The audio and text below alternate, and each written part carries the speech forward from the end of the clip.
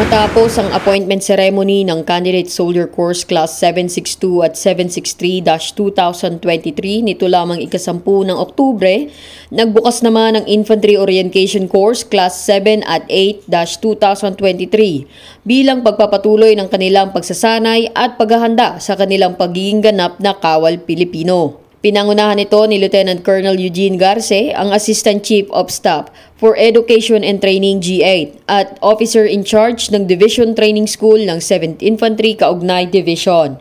Ang Infantry Orientation Course na pagdadaanan ng mga bagong talagang private ng Kaugnay Division ay may layuning hasain ang kanilang kasanayan sa infantry operations. Kasabay naman nito ang pagbubukas ng Restricted Reenlistment Training o RRT Class 4-2023 sa Division Training School 7ID na binubuo ng 227 kasundaluhan mula sa iba't ibang unit ng 7ID. Sa loob ng 14 days, i-undergo nila yung program instruction entire 14 days. Dito sila para ma-refresh yung knowledge nila about sa lahat ng training na pinagdaanan nila. Sila ay dadaan sa 14 na araw na puspusang pagsasanay upang patuloy na mahubog ang kanilang kaalaman sa general military knowledge at mga standard operating procedure pagdating sa operasyon.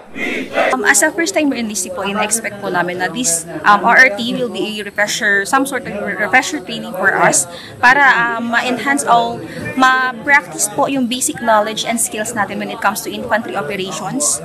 And this will be a way para ma-enhance po yung capabilities namin na kahit hindi po kami laging nadadala sa operation, at least when the time comes na kailangan namin mag-operate is ready kami kasi alam namin kung paano gawin yung basic lang, kahit basic man lang po nung sa pag-ooperate. Sinisigurado ng 7th Infantry Kaugnay Division na mataas ang antas ng kaalaman at kakayahan ng sundalong kaugnay upang mapanatili at mapangalagaan ang kapayapaan sa lugar na nasasakupan.